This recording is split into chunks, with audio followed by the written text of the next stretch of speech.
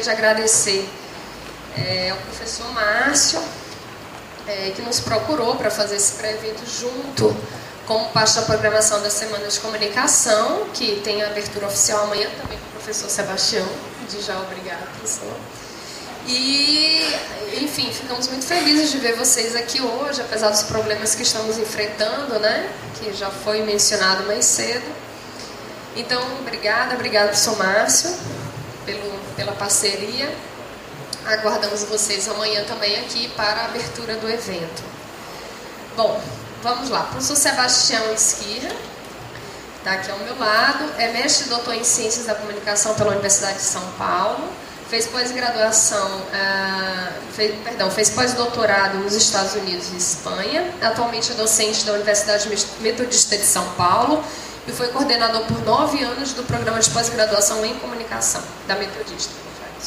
Atua na área de comunicação eletrônica, jornalismo, mídias e rádio e televisão, com foco na cybercomunicação e em TV digital.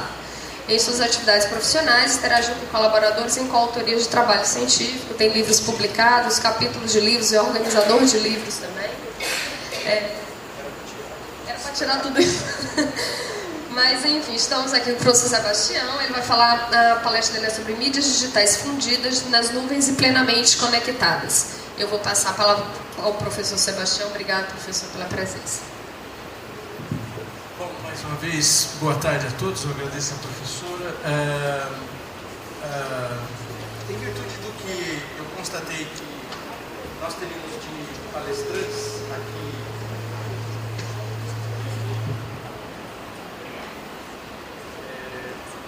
Alô? Oi. Então, eu tomei a liberdade de desvirtuar um pouco, trazendo uma contribuição diferenciada. É óbvio que, primeiramente, eu tenho que reconsiderar, porque, de um certo jeito, o foco que a gente, da minha fala, tem um pouco a ver com os que já me antecederam. E eu estou profundamente surpreso com o Márcio, que é uma figurinha, estou vendo aí, vocês devem conhecer ele melhor que eu, porque ele avançou em coisas maravilhosas e de cara já quero tornar público a nossa decisão de convidá-lo a fazer parte do Contec.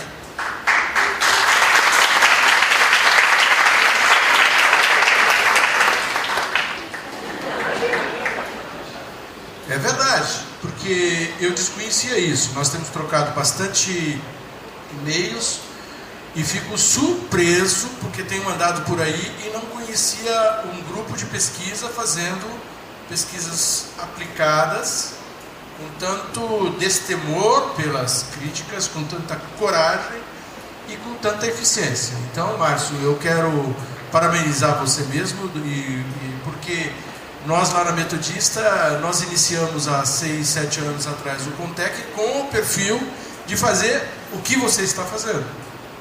E nós não estamos conseguindo, por exemplo, ter o T-Autor. Não conseguimos. Por causa da tradição teórica, estudos culturais, tal, histórica, sociológica, espírita, do programa de pós-graduação, de pesquisa de pós-graduação. Vocês viram que eu falei espírita alto e eu fui coordenador 9 anos. Agora vocês imaginem o que eu apanhei lá, pensando do jeito que eu penso. Né? Quer dizer, como é que eu penso? Eu acho que a comunicação tem que se identificar com a vida social. Nós temos que sair dos saltos altos, que a minha origem é na USP, onde nós éramos criticados por fazermos pesquisas que não tinham uma utilidade concreta muito clara. Para não falar de outro jeito, né? Tipo assim, não tem utilidade nenhuma. Então assim, a pesquisa em comunicação, ela tem que ser, alguns segmentos da comunicação tem que fazer pesquisa aplicada. Por quê? Porque se nós não fizermos pesquisas aplicadas, outros segmentos das ciências farão e denominarão coisas, definirão processos, conceituarão, definirão os caminhos e nosso nome. O que eu estou querendo dizer? Estou querendo dizer que eu sou um pouco testemunha de uma transição inevitável que tem que acontecer na comunicação, que nós temos que olhar o mercado com olhos simpáticos. Nós não temos que nos render à escola que se tornou hegemônica, de repente, na comunicação, de olhar o mercado como uma coisa do demônio. o demônio, né? O mercado. Pode ser que vocês aqui não tenham tido esse problema, mas de um certo jeito, lá no sul, nós somos um pouco reféns dessa questão. Então, desde de um mestrado ou um doutorado, ele não é bem visto se não fizer as referências, as conceituações teóricas dos papas e evangelistas do momento. O que eu estou querendo dizer? Eu acabo de ter um paper recusado, porque o cidadão disse que eu uso bibliografia americana em detrimento da bibliografia europeia. Eu reagi, falei, mas qual é o problema? Qual é o problema? Você acha que em cibercultura são os europeus que têm a bibliografia mais eficiente? Você está por fora, o parecerista. Que eu não sei quem é e ele não sabe também que eu sou eu. Né? Então, tá tudo bem, é o peer review. Então, assim, que papo é esse? No meu pós-doutorado, eu vou pesquisar, é o primeiro livro que sai no Brasil, chamado Jornalismo Online. É 95 eu estou falando disso. Vocês sabem quantos anos tem a internet? Isso que a gente acha que tem muitos anos? A internet estava nascendo em 95, como um produto social, como bem de acesso social relativamente fácil. Eu estava na Carolina do Norte, lá também estava passando por esse problema. Então, quando eu volto, eu encontro quando eu lá estou, fazendo um pós-doutorado, eu encontro uma bibliografia extensíssima de pesquisas aplicadas nos devices e analisando como que aquilo ia ser espraiado para a sociedade. E chego no Brasil, um cara que vende livros ali na ECA, não sei se vocês conhecem, não sei se o Márcio conhece, o Daniel, ao saber que eu tinha chegado, me viu e falou, professor, o senhor voltou, tá, olha aqui o livro que eu tenho aqui. Um tal de Pierre Levy. Eu falei, mas quem é esse cara? Né? Aí ele falou, mas esse cara aqui é o papa do momento agora aqui para nós, no período que o senhor está fora. Eu falei, mas deixa eu ver. Peguei o livro, comecei a folhear, falei, mas a bibliografia dele é essencialmente americana. Mas quem é ele? Porque eu tinha acabado de fazer pesquisa na França e na Alemanha. Porque eu não morei, o meu pós-doc não foi feito só nos Estados Unidos, foram 8 meses nos Estados Unidos e 4 meses na Europa. Então eu fiquei em Barcelona, cidade maravilhosa, que eu aconselho vocês a conhecer, é um luxo, né, Barcelona. Fiquei lá na Universidade Autônoma em Barcelona, em Bela Terra, que coisa maravilhosa. Então, aí, e fui a Paris, que é uma cidade que eu sou apaixonado, pesquisar nas bibliotecas, nas livrarias. Passei 10 dias em Paris e tinha um amigo na Alemanha, fui à Alemanha e falei, o que está acontecendo aqui em torno de internet? Quem são os autores? Lógico que eu não leio alemão, mas consegui ver que, pelo menos na França, não existia nenhum nome novo, a não ser os Dominique Voltons da vida e o pessoal que vinha tratando dessas questões. Mas, essencialmente, a bibliografia era norte-americana. Então, desde então, existe um livro chamado Jornalismo Online, que é esse meu livrinho, que quando eu cheguei em 532 referências sobre o novo mundo, o ciberespaço, esse tal de internet, eu falei, tem alguma coisa errada. Eu não posso ir em frente. 532 referências é muito. Como é que eu vou lidar com isso? Então, eu estou fazendo uma andança para mostrar para vocês que, dentro dos grupos de pesquisa no Brasil, eu tentei trazer uma angulação teórica diferenciada de olhar a tecnologia de forma desestigmatizada. O que quer dizer? É que na ECA nós não conseguimos colocar a tecnologia do jeito que eu estou vendo que vocês já convivem melhor aqui. Eu fui professor de telejornalismo e uma colega que era titular, uma decana da USP, né? Decana é semideus, né? Falou assim, você que fica com esse negócio de câmera aí, uma câmera na mão, uma ideia na cabeça e para, porque jornalismo é o impresso. Fora do jornalismo impresso não existe vida inteligente. Eu falei, calma, que telejornalismo não se faz só com uma câmera na mão e uma ideia na cabeça. Existem narrativas específicas, existem processos de construção de conteúdos, angulações, mídias, as mídias são diferentes, portanto, tem um mundo aí.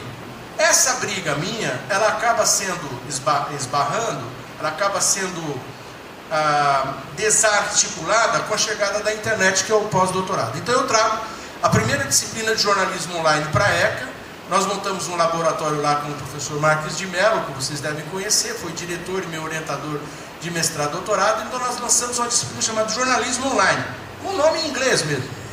É uma ousadia, né? Lá dentro da USP chamava atenção. Online, mas em inglês, um anglicismo declarado. Falei, não vejo outro termo. O que fez com que acontecesse uma migração digital? Então o que eu anotei para falar para vocês, tem essa fala como background, para dizer para vocês o seguinte: às vezes os acadêmicos não percebem que o mundo se transforma, apesar deles quererem que a vida vá em outra direção. Os nichos intelectuais da universidade, às vezes eles se isolam, se transformam em bolhas e ficam distantes do que está acontecendo na sociedade. Lá no Sul, no caso da USP, isso é muito comum.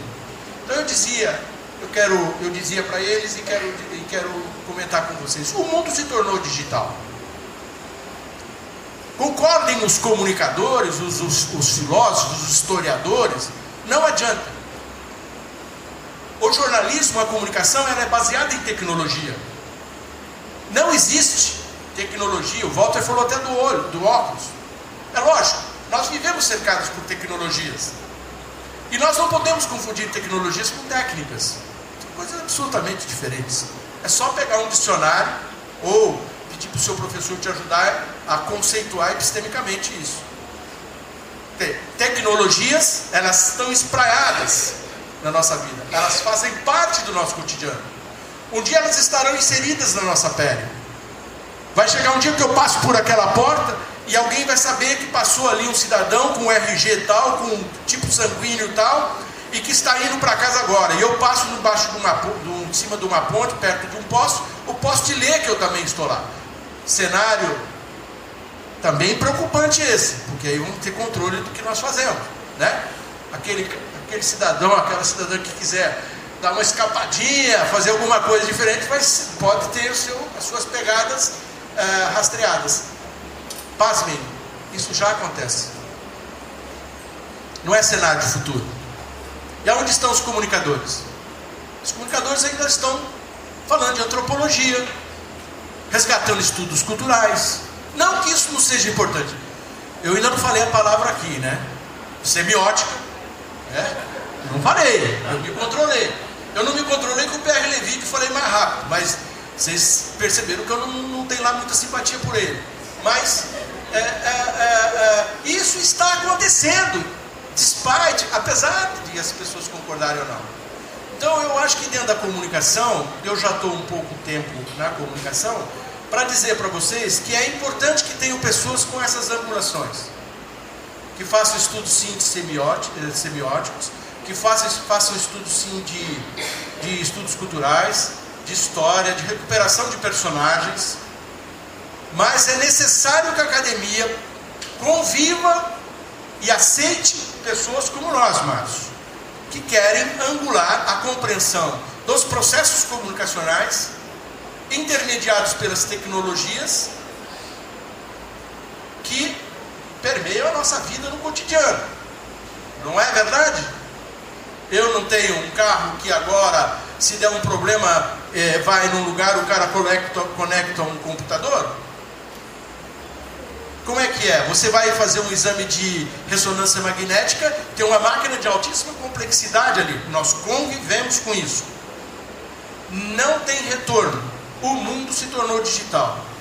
E aí eu fiquei pensando, porque eu estou com uma obrinha aqui que nós estamos lançando a semana que vem. O livro chama-se Cibermídias. Cibermídias. Alguns aqui da sala, o Antônio Brasil e o Williams, tem textos aqui. Eu organizei um livro chamado Cibermídias. Extensões comunicativas, expansões humanas. As cibermídias permitem que o ser humano, que os meios de comunicação se expandam em dimensões não antipraticadas, sem esse desenvolvimento tecnológico, abrindo, expandindo nossos cérebros. Então, o mundo é digital, a vida se tornou digital. A vida se tornou digital, perene, constante, profunda, densa, insistentemente digital, mesmo para vocês que estão em São Luís, mesmo para aqueles que possam falar, mas eu sou pobre, o professor Espinho veio aqui e exibiu um iPhone 4G, pô, mentira esse cara que vem de São Paulo. Não, se você não tem daqui um mês ou um ano, você vai ter. Porque eu também um dia não tinha dinheiro como professor de universidade de comprar isso aqui. Vocês viram a Samsung lançando uma televisão ultra conectada, que reconhece movimentos, que você conversa com ela e que você faz tudo agora, que não precisa mais do controle remoto por R$ 5.999, 10 de 400 e não sei quanto. Um determinado segmento da classe social já começa a ter condições de participar disso. Estou vendo a professora já anotar, estou vendo que então estou imaginando que o meu tempo deve estar acabando. Então deixa eu me ater aqui, senão é fogo. Então o mundo, a vida, a comunicação, as habilidades. Nós fazemos estudos de usabilidade. Nós fazemos estudos. Existe algum grupo de comunicação estudando se a definição desse aparelho, ou do iPad, ou do computador que você tem na mão, ou daquela câmera que está ali, atende às necessidades ergonômicas do homem brasileiro e às suas lógicas mentais? Não, senhor. É tudo embalado, definido por engenheiros lá na Coreia ou nos centros de pesquisa avançada do primeiro mundo. Portanto, Márcio, eu tenho só uma discordância a falar ao Márcio, que para mim as mídias não convergem mais. Elas são nativamente convergentes. O processo de surgimento das novas tecnologias não tem mais um diferenciador que seria as convergências, termo que nós insistentemente trabalhamos 5 anos atrás. Hoje, tudo é convergente com tudo, tudo fala com tudo. Mas o mais importante nesse processo, que tem a tecnologia por trás, é a questão de que as mídias são híbridas, se tornam híbridas. O conceito de multitelas. Não é mais nem multitelas, é pluritelas. É além de multi, é telas everywhere, em todo lugar. Vocês estão sabendo que já tem paredes que são telas?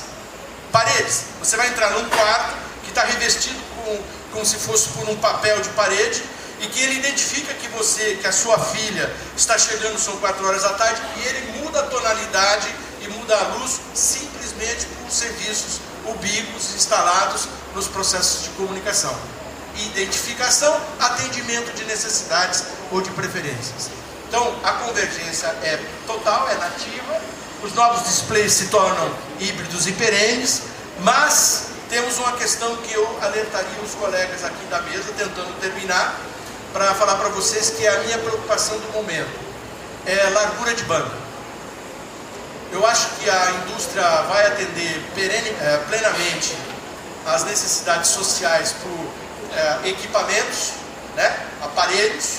Cada hora vem um aparelho que faz uma coisa melhor que a outra, que atende uma mobilidade maior. O conceito de mobilidade também já está superado. As mídias não são mais estáticas, elas são móveis, mas nós temos um problema que eu acho que está na essência. O professor Márcio está lá, para dizer, professor Márcio, que aquela conversa de ontem, ela reproduz a questão do PNBL.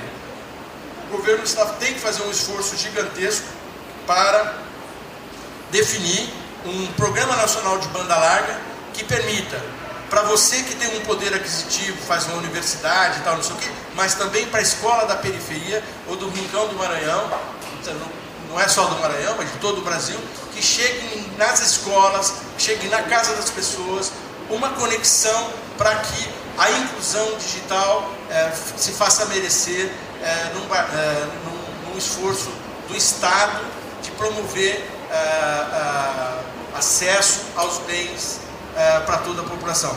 É injusto que ainda, apesar da dinâmica do crescimento dos últimos anos, isso fique restrito a nós que temos algum poder aquisitivo. Nós temos que incluir nas nossas reflexões a questão do PNBL. E por isso eu acho que eu tenho que terminar.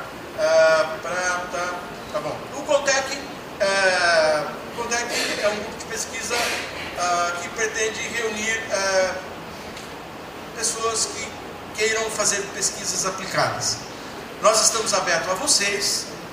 Na hora das debates depois posso dar mais dados, mas a direção dele é www.comtec, com M, Comunicação Tecnologia. É uma paródia do Caltech, da Califórnia Tecnologia. Você vê, nada se cria, né? Eu chupei a ideia lá, mas então é comtec.pro.br. Tá bom? Eu tive que acelerar um pouco para poder ficar dentro do prazo, e eu depois fico à disposição para conversas aqui na mesa ou à parte.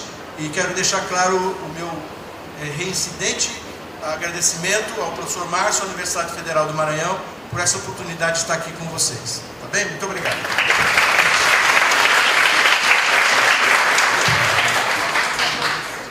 Agradecemos ao professor Sebastião, que não deu nenhum trabalho, não precisei mandar o segundo aviso, é muito obediente. E eu chamarei o professor Francisco Gonçalves. Professor Francisco.